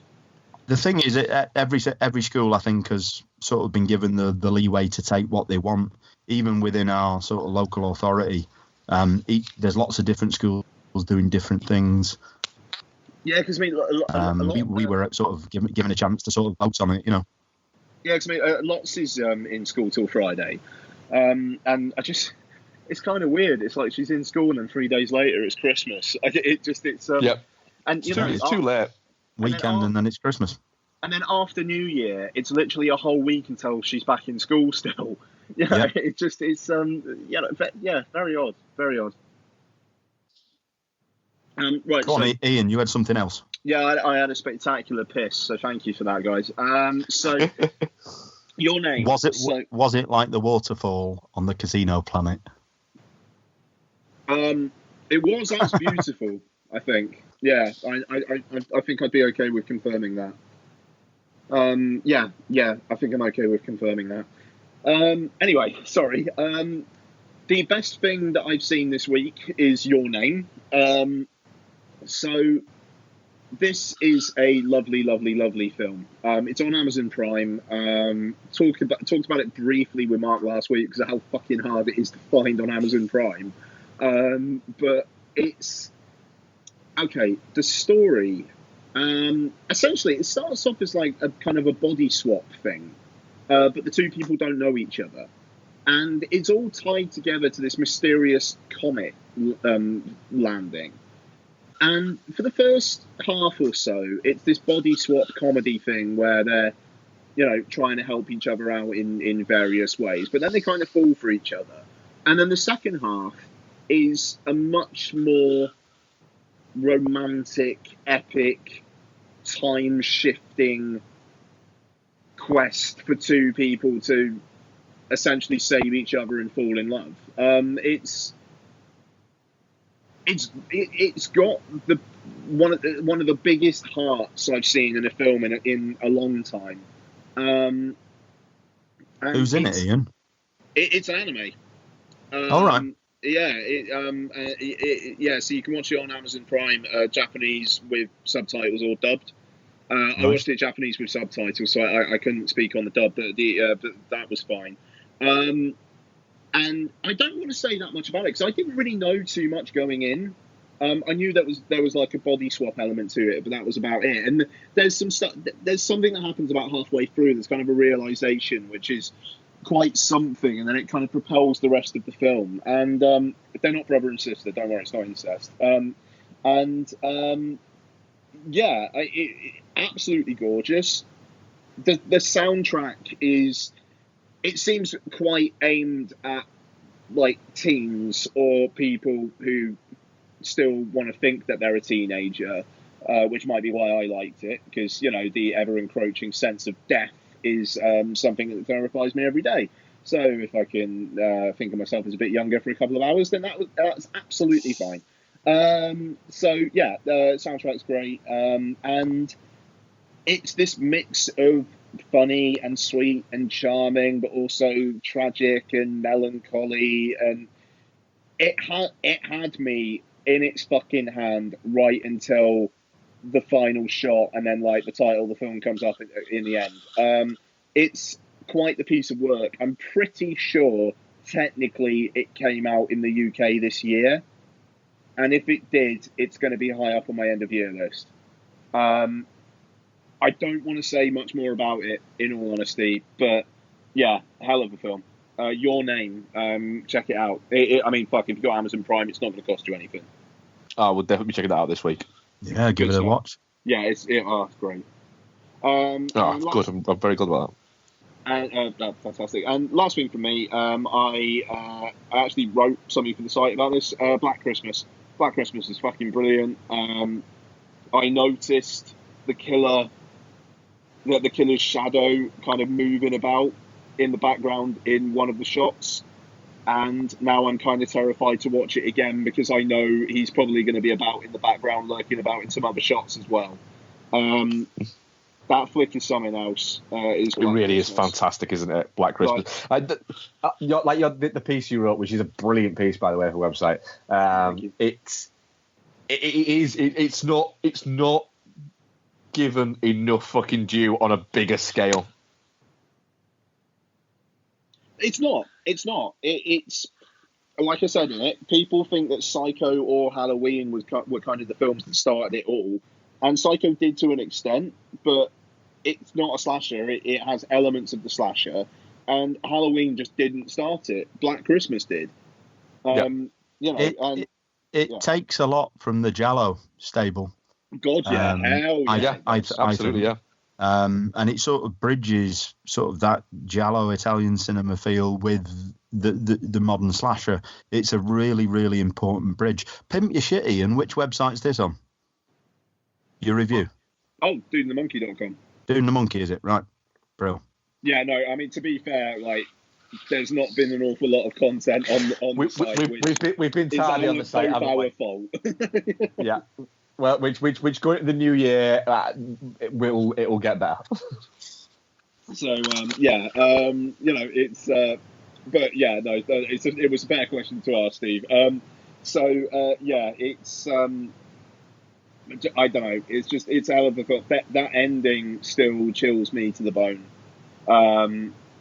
And someone on Twitter, just a random tweet I saw today, was saying that it's quite an interesting example of women shouting into the void about abuse and whatnot and not being listened to, both by men and women. You know, I mean, like Margot Kidder, she's pissed and the guy comes in and then she wakes up and then they come in and she was like, you know, I felt like somebody was suffocating me, and you know they were, and then they just leave her to it again because she's pissed, and then she dies. And you know, in the second half of the film, because the first half, the first third, there's quite a lot of funny stuff there, but then later on, it's just really bleak for the vast majority, and even the lightest moment, like Olivia Hussey watching the carolers, is intercut with Margot Kidder being killed really horribly. And it just the sense of playfulness towards the start, but then how it just shifts into unrelenting grimness, is something that films just don't really do these days. And few films get as bleak as Black Christmas without being gory. It's a dark film, and I've not seen it for a while, but that's how I remember it. A lot of shouting and not a lot of listening. I mean, the landlady doesn't listen, the police don't listen, and like you say, as the film progresses, it gets darker and darker. Yeah, I mean, no, absolutely. I mean, like, you know, Keir Dullia's character basically turns psychotic because his girlfriend wants to abort their baby. You know, and it just the idea of she's not listening to me, so I'm just gonna like beat the fuck out of my piano, and I'm gonna fly off the handle whenever anyone says anything to me that I don't agree with. You know, it's a fucking, oh my god. Sorry, Mark just WhatsApped me. Just to interject quickly. Jesus Antoine Christ. Griezmann has just tweeted that he's going to an 80s party and he's going in fancy dress as one of the NBA All-Stars. He's not blacked up, has he? He's blacked up. He's fully blacked up. Fully fucking with an afro wig. Oh my god. Way to decrease your transfer value. What is he doing? I mean, like, fair play, he's covered himself up. Yep. I guarantee you, Nike right now, somebody at Nike is going, sorry, he's done what? Has he gone full shoe polish? Full blacked up. Mark, Steve, seriously, right? His Twitter is at Anto Griezmann. It is. Yeah, literally, it is. Got him. Wow. Have a look. Good God. and he's wearing a 69 jersey. Yeah, and it's a little bit like I don't know whether anybody whether anybody who's outside of the complete sort of football that gets, because I know you're very into your football as well, Steve. Yeah. Is Antoine Griezmann is renowned for being thick, for not being a bright guy in football. He's a very good footballer. Apparently a very not being very bright. A little bit like, what's his name, the left back from Real Madrid that's a dumbass. Still at Real Madrid despite the fact that he just doesn't get played anymore. The Portuguese kid, I can't remember his name. Fabio Cannavaro, I think it is. Anyway, he's not renowned for being bright, but even that, there should have been somebody going, no, just don't do this, because it's not a good idea. He's done his arms as well. It's not just his face. And his legs. He's covered himself up. Oh, God. How long before that is deleted and an apology comes out? That is mind-blowing. Yeah. Wow. Anyway, sorry. People talk about football as being in a fucking bubble, man. I mean, Yeah. Oh, fucking hell. New agent needed. Is his agent his brother? It's one of those situations, isn't it, where he's got just people around him, and no one's telling him That's a bad idea. What he needs to hear. Yep. He's busy mates with Paul Pogba as well. Oh, I know. The other thing is he's 5'7". He doesn't. Yep. He's not even the right height for a basketball player. Oh God. Anyway, sorry. Carry on, guys. Sorry. Jesus fucking Christ. Anyway, you know what? Yeah. You know what I'd like? You know what I'd like? You know what would be fucking just desserts if that didn't come off? I had to play the next Atletico game. Wouldn't it? Wouldn't it be brilliant if he had to turn up to France training and that hadn't come off? Oh God, yeah. I was pretty much done with Black Christmas anyway. Well, I think you've just seen Black Christmas here. Fucking hell, man. Black Christmas in a tweet. Fucking hell, what a knobhead. Not you, like, him. Just fuck. Oh God, he just fucking blacked himself. He just blacked himself up. Oh, that's. Oh, it's taking me back to that story you told on the Patreon. Covered in shit. Covered in shit. Steve, what have you been watching this week? Right, I don't get out to the cinema much, so I've got nothing new. But if you'll bear with me, I can tell you about some of the old stuff I've been watching. We've been on a real. I do a month that I call Giallo Settembre, where we watch nothing but giallos in September. And since then, I've been on a sort of a real Italian film kick. So we're watching a couple of Italian films a week. So last night I watched a film. I won't try and butcher the Italian title, but a film called The Last House on the Beach, not The Last House on the Left, but The Last House on the Beach. And this is basically a film where there's a convent. A convent runs or hires out a beach house so that the girls can go and study for their exams there. And the nun who's taken them there on this particular trip is sort of Giallo staple Florinda Balkan. So she's there sort of practicing Shakespeare with them. And three armed robbers who've done a bungled robbery turn up looking for somewhere to hide out. And in amongst them is another sort of English Giallo staple, Ray Lovelock. So they basically are there for 3 or 4 days, get a bit bored, get a bit rapey. Doesn't look like it's going to end well, but then Florinda Balkan is the nun who's not going to take any shit by the end of it, and it ends up on a more positive note. But it is sort of classic, sort of weaker rape revenge stuff from the 70s. So that was last night's viewing. And then a couple of nights ago, I watched another film called Emergency Squad. From That's a great title.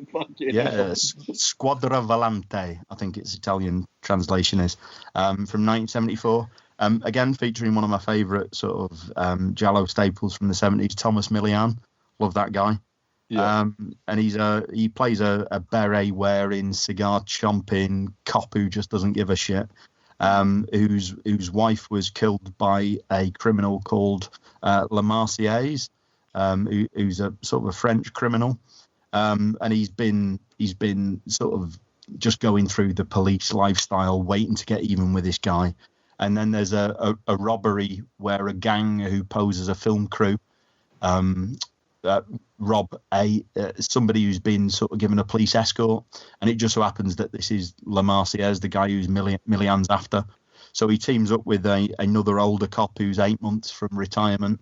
And the pair of them basically just track this guy down, and it's the sort of tension comes from, is Milian going to get to them first, or are they all going to end up shooting each other before he actually gets to them? But yeah, classic sort of Italian polizia techie from the 70s. Sounds good, that. Both worth a watch. Very good. Was that it for you, Steve? I've watched other stuff, mostly Star Wars. I watched the original Star Wars as a bit of a palate cleanser last night. We watched Force Awakens directly before, but yeah, that's the interesting stuff. Cool. I've only watched a couple. Because we only recorded last Monday, and I've been very busy at work. I watched Die Hard because it's Christmas and it's Die Hard, and it's great. And then I also, because I hate myself, I decided to rewatch Couples Retreat because I emphasise that rewatch Couples Retreat. We're both laughing because we've both seen it. Yes.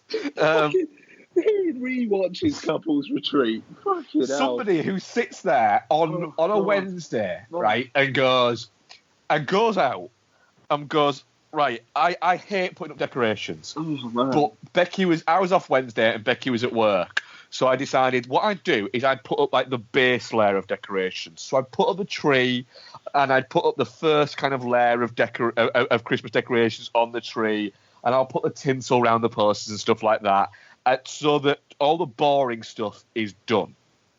So I thought, right, I'm in Sainsbury's and I thought I'm going to get some new base level baubles to go on the tree. So there's like a almost colour theme going. And then got them home, thought I'll have lunch, and then I'll start doing those. I looked and realised I had to thread the baubles myself. And then realised not only did I have to thread the baubles myself, that the string bits weren't in one of the packs. So was then hit with, shit, what am I going to do there? And then decided, right, I'll eat, and then I'll do this. What can I watch while I'm doing that? Made the mistake of making my lunch and then deciding a film, so I had fucking time was of the essence because it was something that was vaguely warm. And I went, Couples Retreat. I can't remember if I thought that was shit or if that was all right. Boom, there we go. And the minute it started, I thought, this is shit. I remember it now, it's shit. Well, I've already fucking started it, and I've got all these baubles to put together and a treat to put up. I'm sure I can fucking watch this. And it's not very good. Mark, there are thousands of films that you will never see. Yeah. And you watch this twice. Yeah, I have. I have a problem.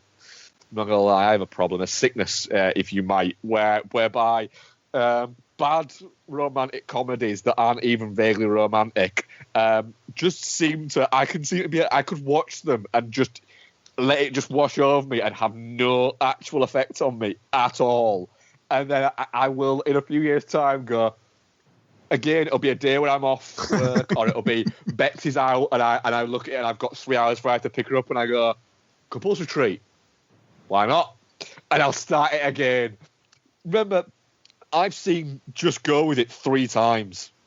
I don't think even people that were in or made Just Go With It have seen it 3 times. And for some reason I have. It's not even a good film. It's not even an enjoyable film. But I have watched it 3 times because I can put shit on and go, right, yeah, I can put this fucking tree up and it can be in the background going on and everything like that. Whereas I can't watch background movies that I know I might enjoy. Because what will happen is the thing that happened when I put up Isabel's bedroom units a few years ago when we decorated a bedroom. I decided that I was going to watch The Mighty Ducks when I was doing that, and I watched all 3 Mighty Ducks movies, and it took me like 8 hours to put together something that really should have only taken me 45 minutes because I was going, it's fucking great, it's Mighty Ducks. And every time Becky came in, it's difficult getting this. Yeah, it's The Mighty Ducks is on. Not gonna lie. There needs to be some sort of child lock on your Netflix. Do you know what? I can't. Yeah, I can't. I'm not going to tell people what the Couples Retreat was like because right now everyone who listens to this podcast is just literally has their head in their hand going, oh fucking hell. So I watched that, but I counteracted it by watching Zodiac. Nice. Mm-hmm. And yeah, Zodiac's one of those films where I like Black Christmas. Everyone says it's great.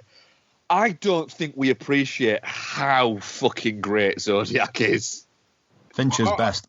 Well, actually, funnily enough, I just need to say, I've been every now and then I tweet saying, "Where's our 4K copy of Zodiac?" Right? Yep. The Film Junk had a premium podcast last week about David Fincher films. where they Listen discuss to it. this. There is basically the cameras that it was shot on, the highest natural resolution without just upscaling it is 1080p. That was the source format. David Fincher, king of digital filmmaking, shot that film on the same setup that episode 2 was shot on. The native resolution of that film is 1080p. The Blu-ray is basically the best you will have it look without like artificial upscaling. Which Fincher would never agree to. So basically, Zodiac 4K will never happen. Can I just get the director's cut on iTunes? Director's cut on iTunes, that's all I need, I'll be happy. Fine. Yeah. Well, I decided to not watch the director's cut just because I've got bored of waiting for the director's cut to arrive on iTunes, so I'll just watch it again. Mm-hmm. But yeah, it's staggering how good this movie is in the sense, and it is up there as for Fincher's best, and it might even be Fincher's best. I can't wrap my brain around thinking about what would Fincher's best be right now. But yeah, it's so enthralling and engaging a movie to watch, and it's once it starts, you can get an hour and sort of 20 minutes into it and go, I don't think I've blinked. It's just so fantastic. It's such a, in terms of all the performances are spot on. The writing's fantastic. Fincher's direction is incredible, and the editing is brilliant for the case of managing to get that tone down for it, and the keeping you interested and keeping it flowing and going, and it really is a staggeringly good movie. Yeah, Zodiac's the shit. Zodiac's fucking amazing. Yeah, and Jake Gyllenhaal is so good in it. It's so, that guy is, when you go back and start to look through what he's done in the past 10 years, it's a hell of a CV he's building. Fucking right it is. That's it. That's what I've watched this week. So I think we do have a couple of questions. I think we do. So yeah, let me just get to them. Steve, you okay for time?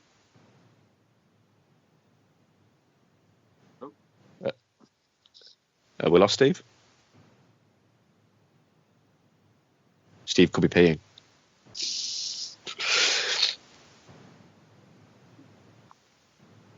Hello, Steve.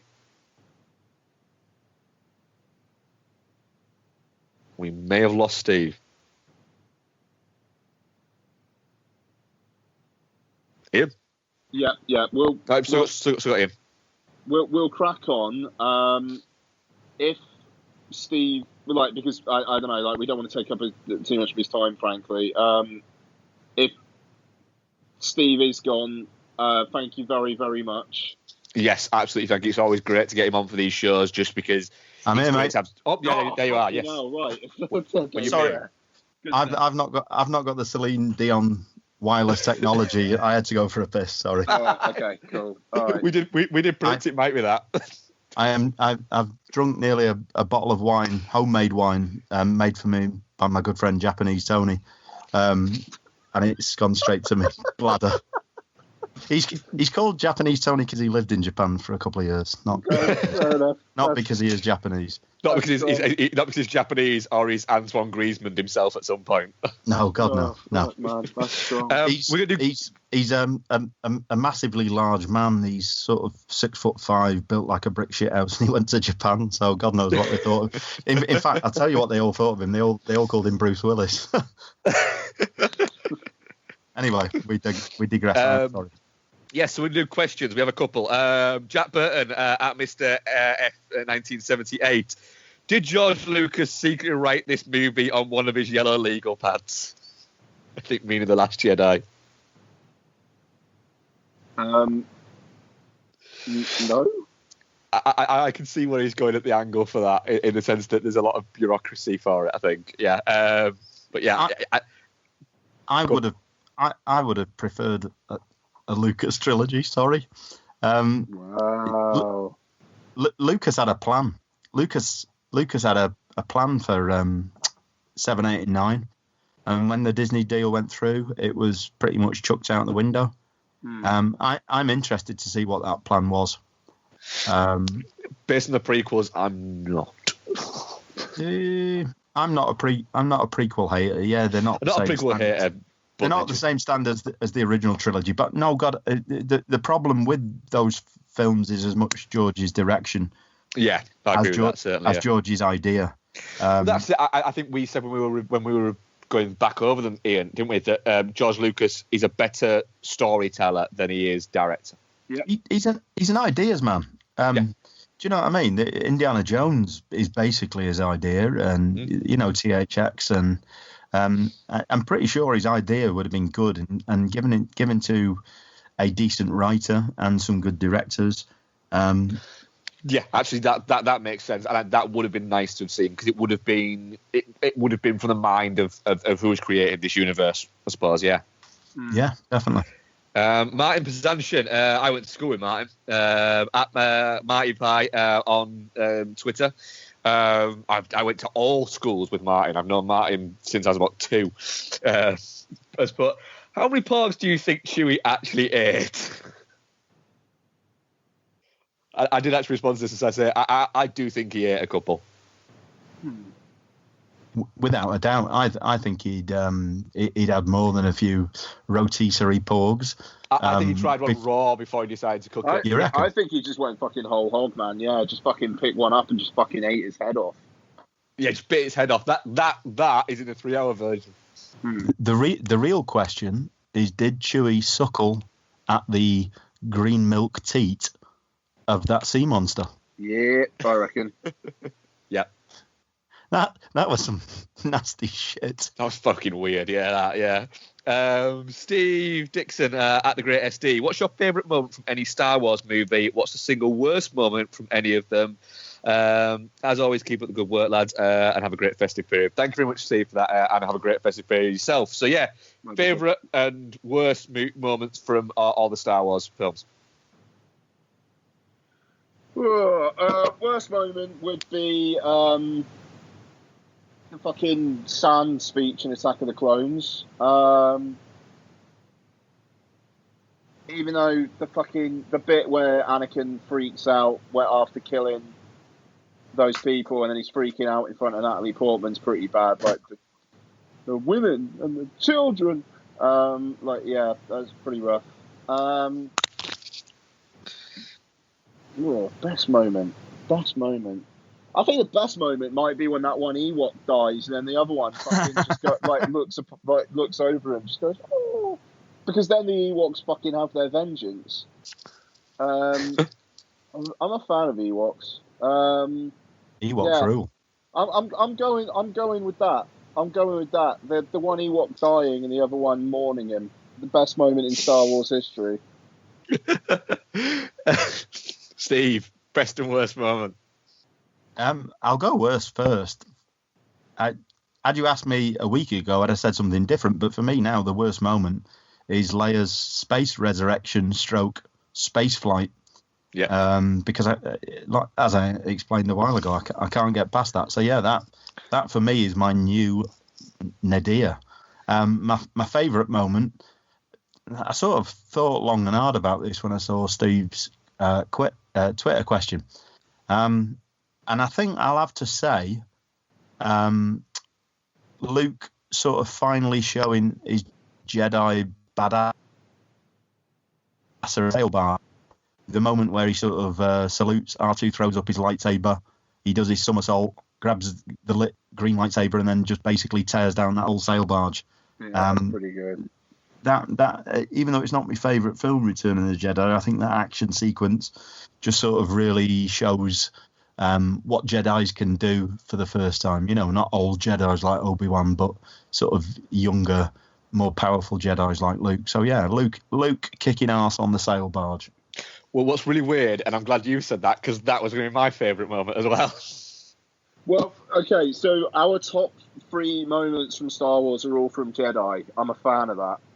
Yeah, that was my favourite moment, because it was the one that stood out most for me. I thought, I remember that being pretty fucking cool.